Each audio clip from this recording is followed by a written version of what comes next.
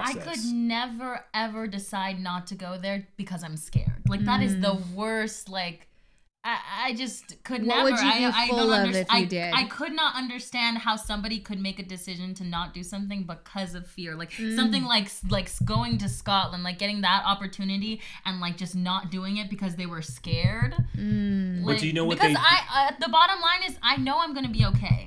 Like, I know myself, and I know I'm going to be okay, and I know I'm going to, like, get through it. That's the title of the podcast. You're gonna be okay. Yeah, like seriously. But the thing is and here's the problem: is that people won't see it. They don't see it as fear necessarily. They find other things that actually like camouflage the fear. Meaning they'll say, "I can't leave my family." Right? Oh, I can't leave this relationship, or this won't work out because this has to be in order, right? And so they find all these other things to camouflage. What it really comes down to is that they're playing scared.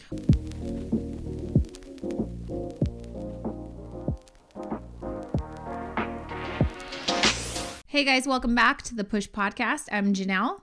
And I'm Eddie. And today we have a special guest, our middle daughter, who is just a few months shy of 18 years old, so you're still a child, Kaylah Elizabeth Copeland.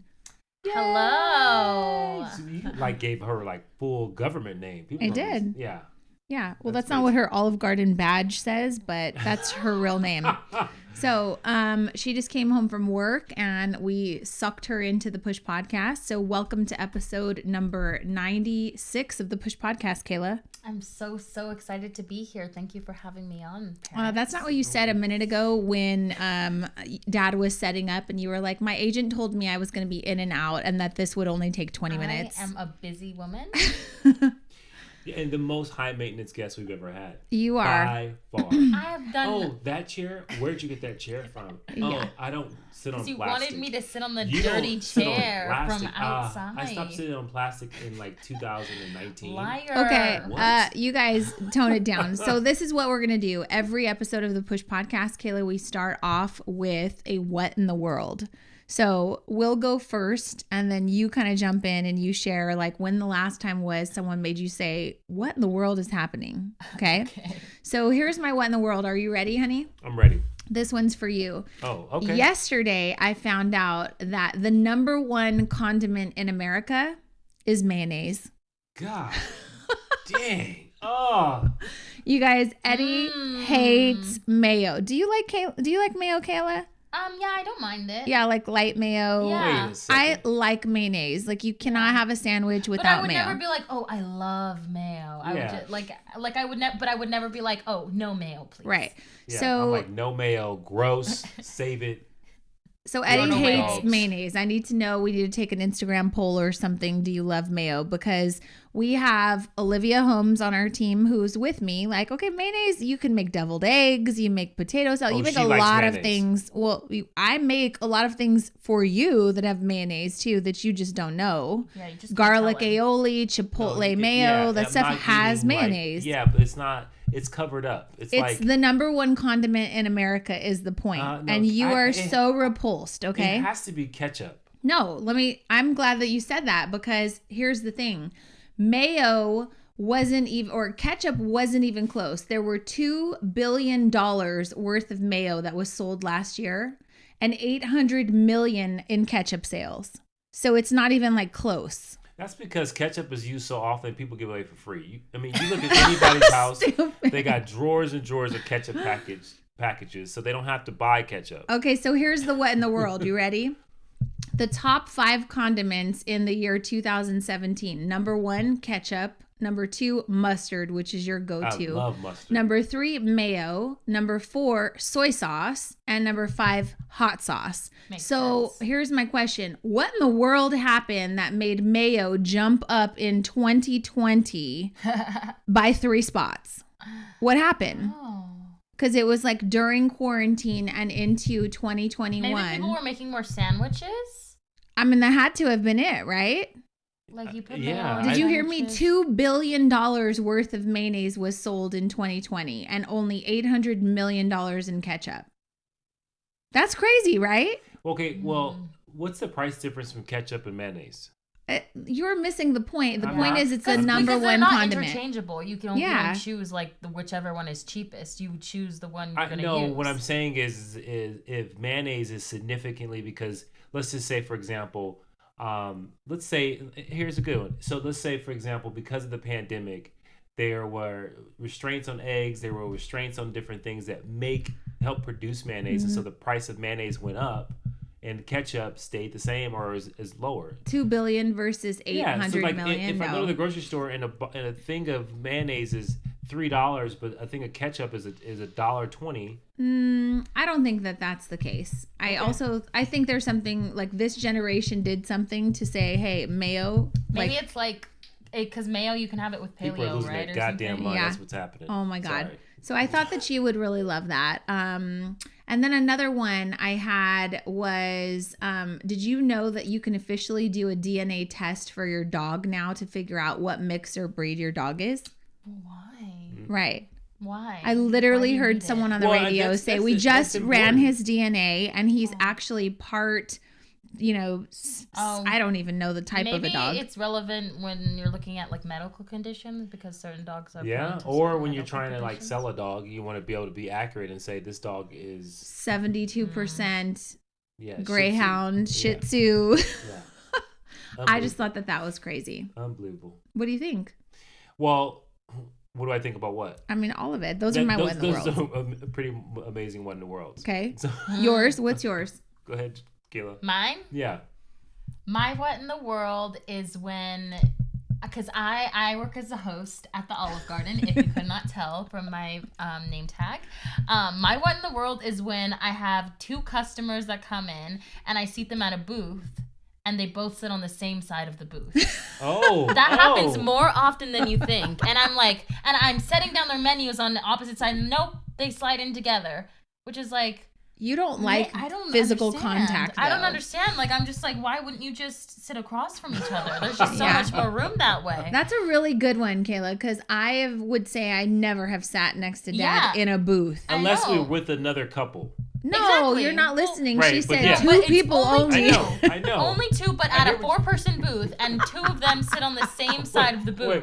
So there are people who are listening to this right now, and they're like, "Oh no, I do that too. We sit next to each other. I just don't understand. Yeah. So what in the world? Because we are a social family, because here's the thing. Look I bet those two people who are sitting there are not saying a word. Yeah, they don't make eye contact. Yeah, we also make eye contact with each other, and we always talk. So we're like, let me look at you while I'm speaking to you. Yeah. While if you sit next to me, I'm like, how are we going to talk? Yeah, exactly. How are we going to communicate if you're right next to me? I'm supposed to turn like this every time? It's always like a date or something, and it's like a woman and a man. So is it safe to say if you had a boyfriend and you were going to eat dinner somewhere and there was a booth, what would you do if your boyfriend, you sat in first and he slid in and said, scoot over? What would you say to him? I'd tell him to sit on the other side because that's weird. That's uncomfortable. And he's like, I just want to sit next to you. Because then I have to like look like... Yeah. And I'm eating and our elbows are clashing. Like when it's not like... Yeah. I understand like if there's 4 people and your elbows clash with the person next to you, then okay. It's all wrong. But if you have room, why wouldn't you use the room? Yeah. hey, we just live life the correct way, and people do the wrong shit. I realize that. Snobs. They don't know that. I have another what in the world. My husband is, I've told you guys before that Instagram gets him all the time. The Instagram ads. Yeah. Like they're perfect. Today, Eddie had 2 packages when he came home and he was really excited to open them. And your dad opened 3 pairs of swim trunks. And you better believe, you guys, when Eddie orders anything without my permission, he orders like 5 of the exact same thing, just in a different color. So he orders 3. He's like, take a look at these. I'm like, let me guess. You ordered 3 pairs of swim trunks in the same style, but just different colors. That's different style. And he says, I hate you. He's like a cartoon character. Right. Like, so predictable, just right? Wears the same thing, but in different colors sometimes. Right. He has a uniform. Yeah, he has a uniform. Yeah. Mm-hmm. So he orders these shorts from Instagram and I'm like, where did you get these no name brand? And he goes, you know what? Just disable my Instagram. They get me every time. I'm telling you, these shorts kept showing up. They just You kept don't showing have up, to give and we're in. getting ready for a trip, right? And so I'm like, okay, one, they must know I just bought tickets to go on a trip. They must know all this information because now I told you those shirts, like they're gonna get me with the shirts soon too, and I don't know what to do. Okay, I have no clue what to do. They're gonna get me with the shirts. The shirts keep popping up. They're the floral shirts. They look like travel. He's like a child, Yeah. right? Look like you're going on vacation, and they keep showing up. And I showed you the other day, honey. I was like, look, what do you think about this shirt? And she goes, oh, that's a nice shirt. I'm like, no, it's not a nice shirt. I don't need that. I don't want that It's shirt. because the algorithm knows when you like Right. spend a certain amount of time looking at a picture, it knows that you're looking at it. We got and it'll 'em. keep coming We up. got and if 'em. especially if you swipe through Right. a post, Yeah. it's gonna keep like giving you Especially the if similar you click ads. on it and you view and you're Yeah. like, oh, they're like, oh, he's filling these shirts. It's just Yeah, one more They're time. gonna keep sending you the ads. You Well- literally, we do this for a living. You know how this works. I know, but it's still effective. It's just, There's a reason it's it works. effective. So There's what a I reason wish it- that you would do is I wish that you would think through the outfits though, because like if you order a pair of navy blue shorts that have orange and yellow stripes across them, I want you to just think it through. What color shirt would I wear with this? Because then you wind up with all this stuff that's like mismatch, and you need like geranimals. No, I think I was gonna go like, one of the things I noticed is that when people are really, really, really wealthy, they don't match. They just wear whatever they have. And so I was going for like that, like, my oh, God. you've got like a blue and yellow thing going, but you also got an orange shirt. You must be wealthy. That's what I was going for. That's or what it- crazy. Okay. Right. No in between. Either way. Wealthy, either way. crazy, or your wife has no say so in your wardrobe. Well, when we went to Thailand a few years ago, I think I did a really good job of getting my outfits. I got this. I got Kaylah, the He got shorts. the Tell everybody. same- He got the same cut of shorts in different colors. There were the 4 same- colors. The same shirt in different colors, and he just mismatched them the whole Thailand trip. It's like you would think we were backpacking, because that's usually what you do is just like keep it simple, interchange. But yeah, you had a uniform when we were in Thailand. Yeah, they were just So different now colors. your uniform will be a little more eclectic while in Greece. So that's my last wet in the world. I was talking to your mom today, which she's coming. We're bringing Nana to Greece when we leave, and I was like, well, we were trying to hit the gym, and I thought we'd be in better shape, but we still have 6 weeks to go. And she goes, Janelle, we're leaving in 3 weeks. And I was like, what? Are you saying I'm not in good shape? You said we. I've been working hard. Okay. I'm going to the gym with the girls. I've been taking the kids to the gym. They've been working out really hard. One day, Kayla couldn't walk, and your arms were shaking while you were trying to hostess at Olive Garden. But The grind we never survived, stops. and we keep saying 2021 Greece 2021 body. And, I thought I had more time, and time is flying by. Right. So that leads me to Kayla Copeland. She's been working this summer. She's been super responsible, just graduated from high school. And tell the people where you have decided to study theater and go to college. I will be going to the Royal Conservatoire of Scotland. And where is that? You said Just kidding. Conservatoire. That's the name of the school, I thought it was- or RCS, Right. It's for short, but it's in Glasgow, in Scotland, and I'll be starting September 20th. Right. 2 days after your 18th birthday. Yes. Do you have any friends that have asked you, are your parents going to let you go all the way to Scotland? No, nobody's asked me that. Do you know how many people have asked me, and you're going to let her go to Scotland? I'm like, let her go? I don't understand. She earned this opportunity, right? And this is a very elite school. These are the same people who sit next to each other in the booth. Yeah. Who said that, who asked that question. For You sure. sound so judgy, For you guys. sure. So you're going to be attending school in Scotland. Yes. We are in the process. Tell everybody like what that looks like now, like what things we're preparing to move you to Scotland. I have to get a student visa, which is A big process. big, long process Mhm. and complicated. What else do I have to do? We're trying to learn the difference between US dollars and pounds. Oh yeah! Every single time that we're looking at expenses, we have to go on Google and like Ask Google. ask Google because A pound does not equal $1. I have it set on we my learned phone. that the hard way. Yeah, I have it set on my phone. I'm like constantly looking at how's the dollar doing. I'm like, we need to buy something right now because right now the dollar's doing pretty good. You're so ridiculous. See how you're so gullible with everything. What are you talking about? We need to buy something right now because no, I'm just saying like if we're gonna go out, like we need to like okay now go out there and all of a sudden freaking $1 is 2 pounds. We're in trouble. Mm-hmm. So they tell the weather is different. It's Celsius, not Fahrenheit. Right. Yeah. Okay. The time is military time, not normal. And it's 8 hours ahead. Mm-hmm. You got to drive on the opposite side of the street.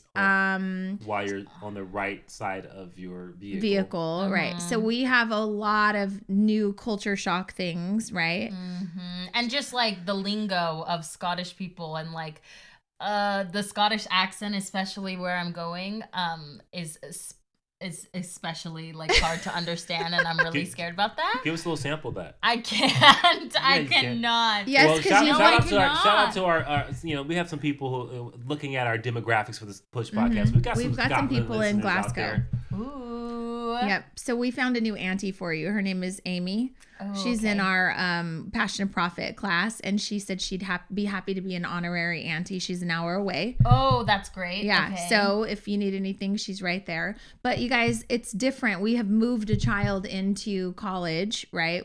Made the dorm nice and cool, but imagine trying to book a U-Haul in Scotland. Do they even have U-Haul? Who knows? Do they even have IKEA? Do they have a Costco? Like they have IKEA. They have IKEA. They have Costco. So we have been learning about this though as a family, and it's a huge thing, right? So passports are on lock. We've got a one-way ticket secured for you, and I just want to know, how are you feeling about moving? It hasn't like hit me yet.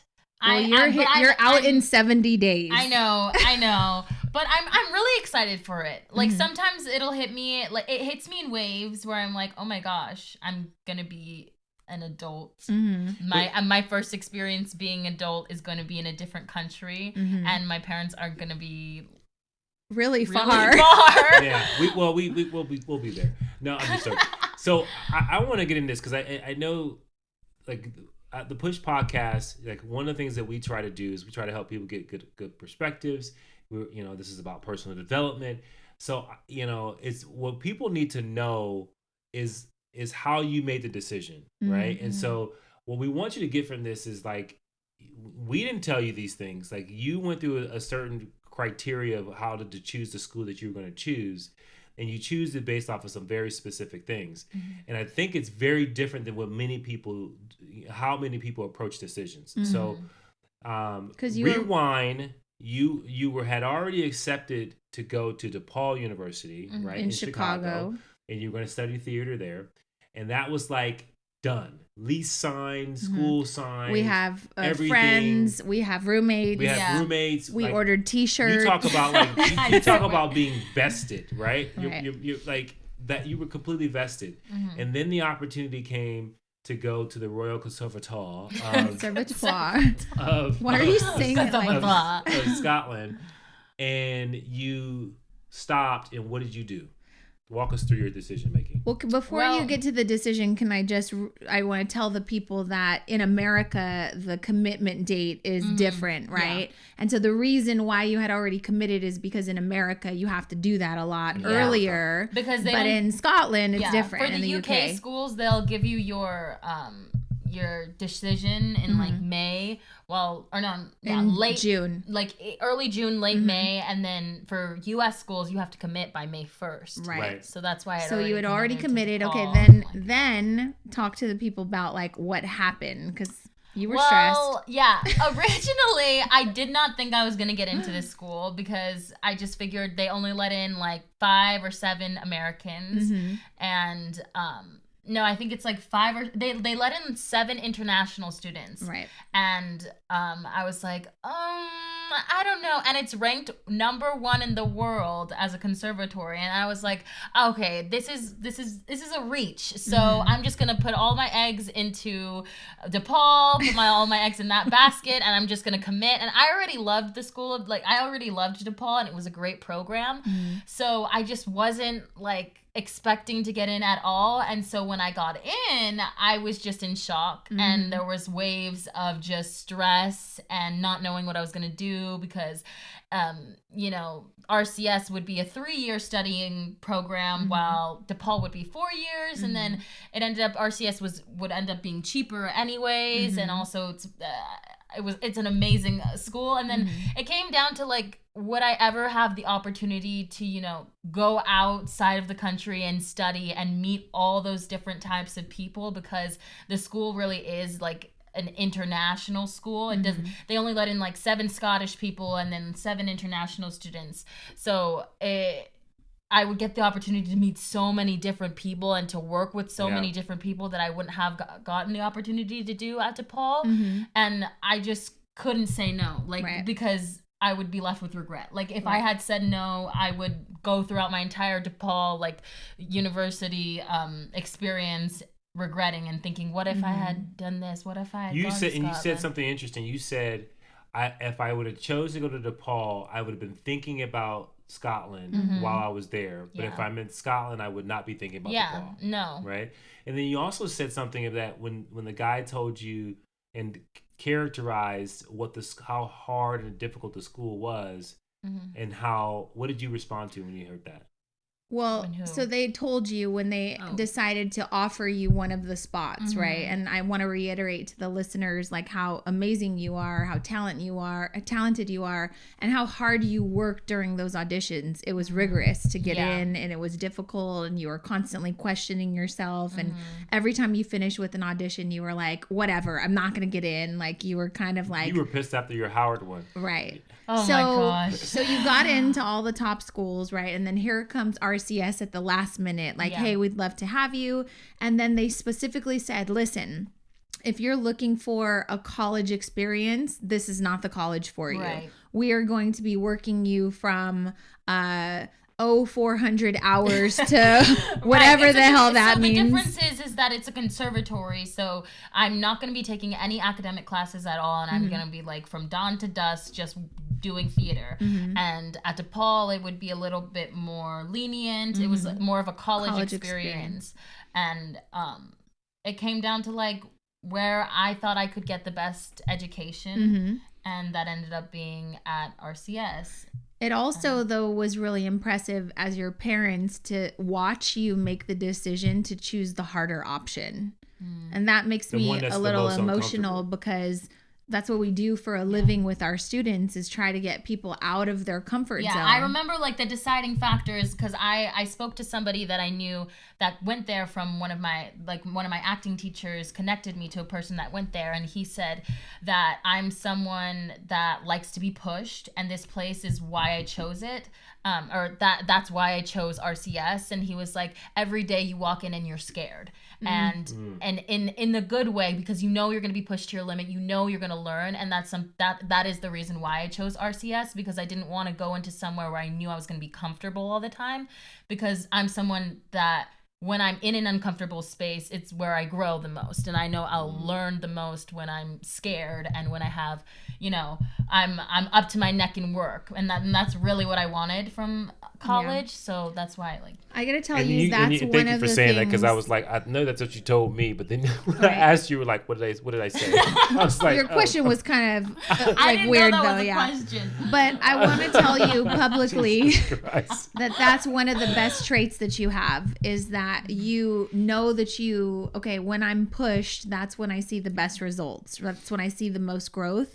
And that's what we have seen in your theater career through high school, is like when you have gone for the big roles, when you've put yourself outside of your comfort zone, when you've worked your butt off to where you're crying during finals, trying to like do it all, you always wind up with an amazing result. Yeah. Right. And I think, and it's honestly taught me so much, because I told, like, in my senior year of high school, I had an acting teacher, and I went through like the first semester, like not really knowing my place. And I was very much like, am I even learning anything? So I talked to her. I had a Zoom meeting with her, and I was like, I need you to push me harder. And I told her, I need you to like pick at me, because right now I feel like I'm not growing and I feel like I'm not learning. And then at the end of the year, she told me that I was the only student that had ever done that before. And I was like, are you kidding? You people don't ask you to be harder on them? And then No. I don't know, but yeah, that taught me so much. And like, I know, and then I after that, she started picking at me, and I started getting better, and I started feeling more more confident in my skills. Well, you know what's interesting is that you made this similar decision before, right? So, and this is important because I think when people think about doing hard things, but when they do think about doing uncomfortable things, it starts off with making one uncomfortable decision, right? Like I have been training lately. My first uncomfortable decision in a day, is to turn on cold ass water after my shower, right? That's my first uncomfortable decision all day. And so I think about your journey, and you went to high school, to the regular high school for your freshman year, and right, I remember you saying, I'm not being challenged. I don't like this program. I'm going to audition for LOXA, when you originally didn't want to do it in junior high school, right? And so you got in there and you said, that was the first uncomfortable decision you made. Is you said, I'm going to leave my friends. I'm going to leave this place where if I stay here, I'll probably be a superstar in this community, because, there's not the most talented people here, and I'm going to take all of my talents and I'm going to go to a performing arts school and be around other people who are just as talented, who are going to make things harder for me. And I think in a long stretch, that helped you probably to make this decision, is that you've made a decision like this before. Well, it's been historically how she makes decisions, though. And I think that that's important for people to like take note on, is like, you're 17, Kaylah. We've been watching you make hard decisions since you were 14 years old, a freshman in high school.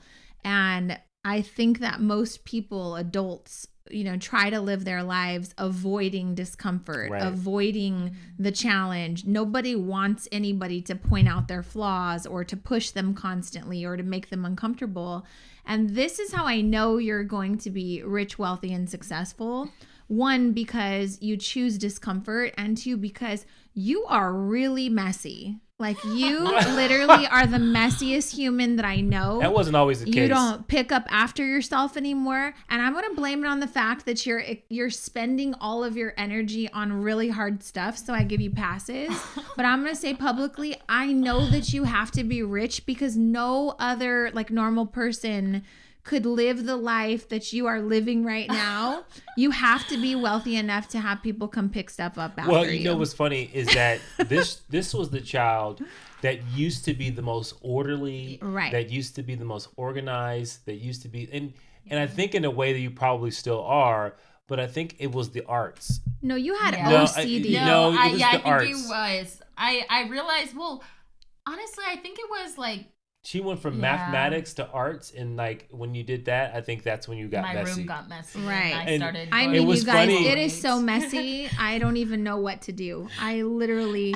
It's just because I'm so busy, and I'm always in a rush because I always have places to be. No, because when you're, I don't have time to put my that's clothes the bad away excuse. after. You don't have to create the mess. Right. It's like when you were really a busy person, the worst thing you want to do is create be a in mess. a mess, right? No, the worst thing you want to do is create a mess. Right. Like you go, I'm so busy, I have to be neat.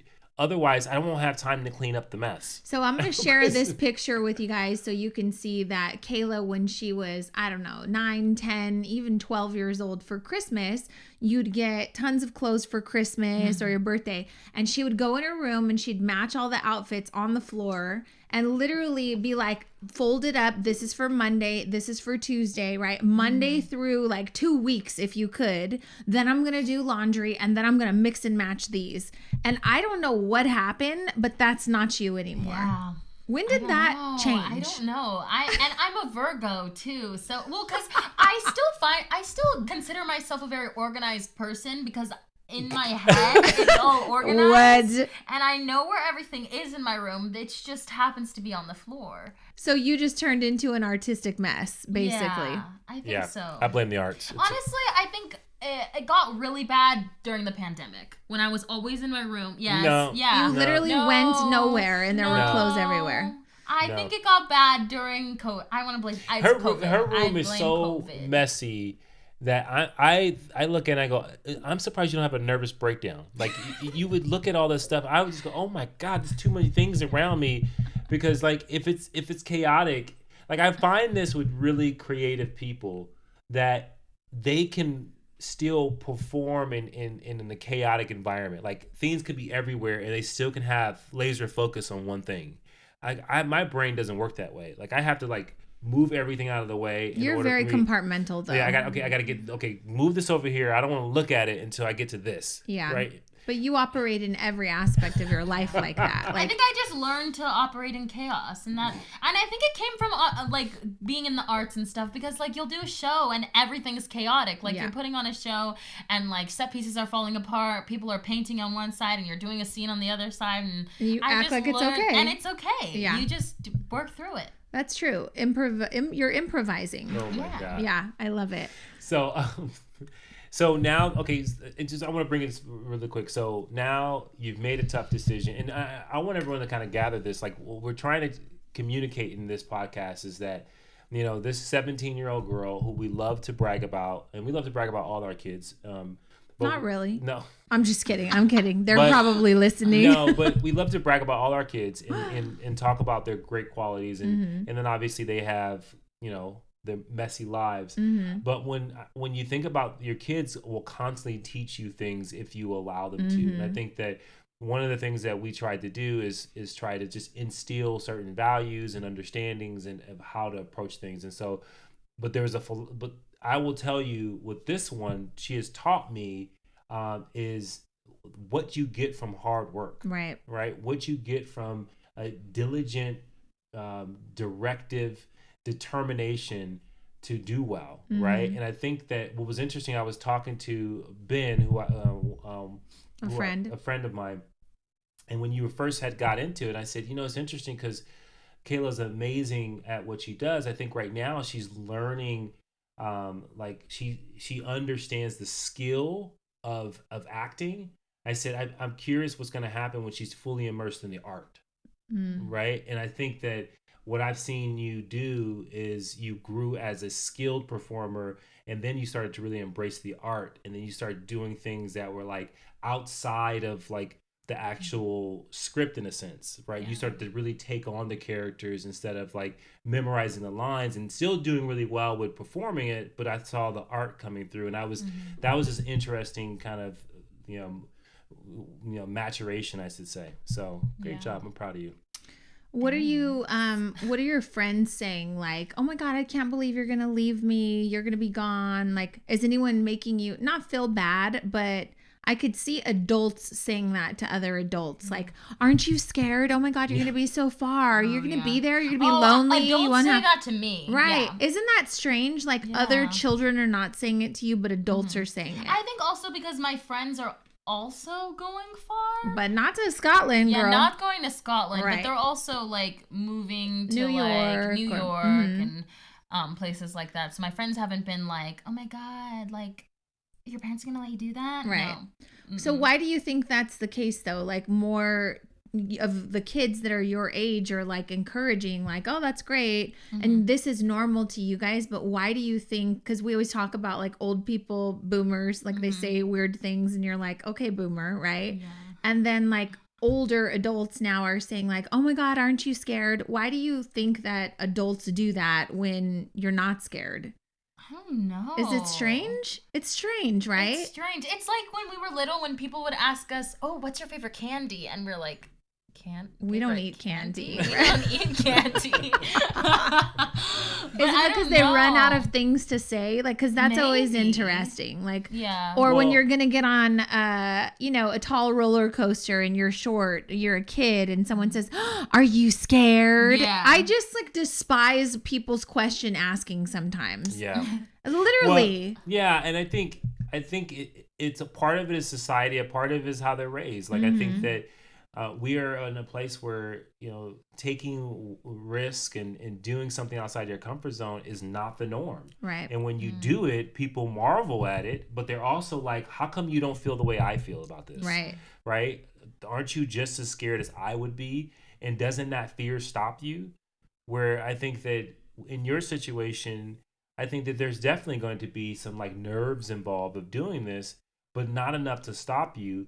But I think you went to a place where you made a decision not out of fear, but out of who you're going to become in that process. I could never ever decide not to go there because I'm scared. Like that is the worst. Like I just could never. What would you be full of if you did? I could not understand how somebody could make a decision to not do something because of fear. Like something like going to Scotland, like getting that opportunity and like just not doing it because they were scared. Like, but you know what? Because the bottom line is I know I'm gonna be okay. Like I know myself and I know I'm gonna be okay and I know I'm gonna like get through it. That's the title of the podcast. You're gonna be okay. Yeah, like seriously. But the thing is and here's the problem is that people won't see it. They don't see it as fear necessarily. They find other things that actually like camouflage the fear. Meaning they'll say, I can't leave my family. Right? Oh, I can't leave this relationship. Or this won't work out because this has to be in order, right? And so they find all these other things to camouflage. What it really comes down to is that they're playing scared. Well, someone literally said, well, what would she do if she like breaks her leg or something? I go to the doctor. I mean, we have to find a doctor. We have to open a bank account. We have to figure out how to transfer international funds. We have to figure out how to find you a dentist, your favorite thing in the world. But these are things that you would have to do regardless of whether we're in Scotland or New York or whatever, right? And so I hope if anyone's getting anything from this, it's like, do it scared. Yep. You're gonna be okay. And I love that we don't have to coach you into that stuff because I do think you're the exception, Kayla. I do think that most 17-year-olds are like, I don't know. How am I going to feed myself? Like, what if I get homesick? Like, so many people have asked me that. What if she gets homesick? I'm like, first of all, you don't know my kid. She's not going to get homesick. She loves new adventures. Yeah. She's going to force herself to make friends. She'll force herself to get familiar with the area. She'll force herself to figure out how to cook. That's probably the thing I'm most worried about. But I know I'll figure it out. I know too. I'll make eggs until I learn how to make anything else. And I'm fine with living off of eggs until I know how to make two whole things. What are they? Eggs and veggie fajitas. Oh. And you know what? Caramelized onions. And here's the thing: can we take eggs off? Because eggs kind of make themselves, right? Like you literally crack it, you mix them up a little bit, and you put them in heat, and you can literally put eggs scrambled in the microwave, and it will come out scrambled. Yeah, they're still good. Yeah, so okay, so she knows how to make caramelized onions and veggie really fajitas. Good veggies, grilled veggies. Like I can be living off of grilled veggies and broccoli and eggs until I learn how to make chicken. Like, and that's what makes you so great. I know how to make chicken. Yeah, but she said I'll do it until I get sick of it, and then I'll force myself to do something else. Oh my God, that's hilarious. We're really proud of you, and I know that you're going to be famous, and you're going to take care of us when we get older, right? Mm-hmm. She's such a liar. I'm not taking care of me. I got my own money. She's not.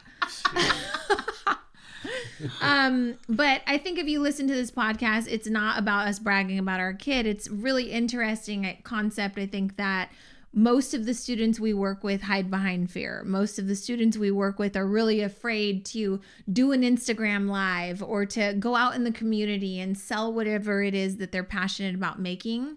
And you've been passionate about learning about theater and trying to push yourself out of your comfort zone until you get better and better and better. And I think you know that you're still growing. So when Scotland became an opportunity for you to get even better, you were like, I have to go. Yeah. There's literally no way that I'm going to say no because this is a better opportunity than the school we had already bought shirts for.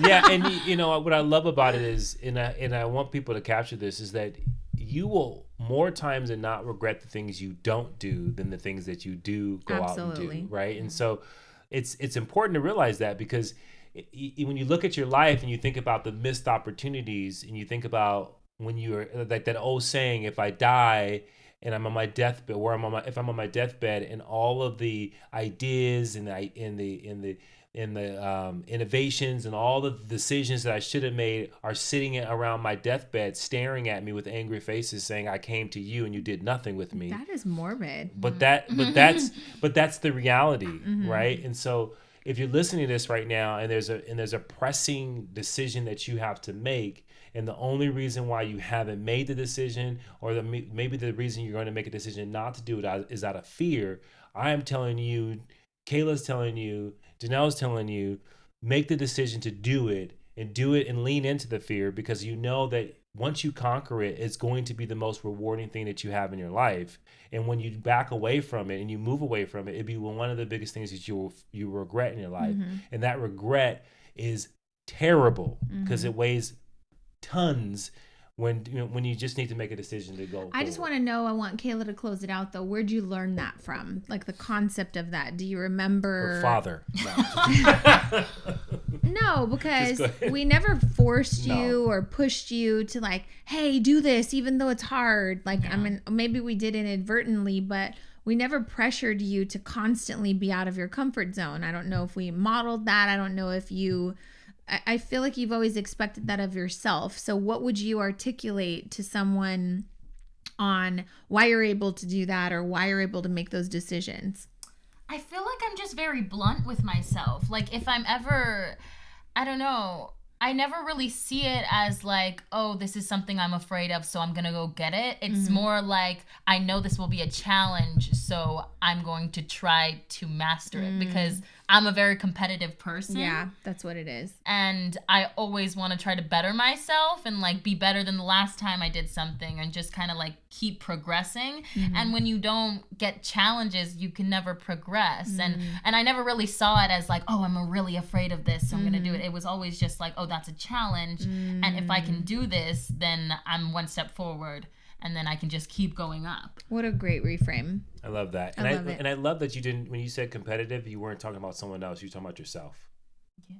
And that's beautiful. Like you're saying, not like watching someone else, like no, trying to be better than someone else. You're not competing against someone else. You're Yeah. competing about the older version of yourself, right? And that's the competition that really matters, right? It doesn't matter if you compete against someone else, because you're constantly now comparing yourself, slowing yourself down by looking at someone else, but really looking at yourself and saying, okay, here is who I am today. If I take on this challenge, man, what will I become tomorrow?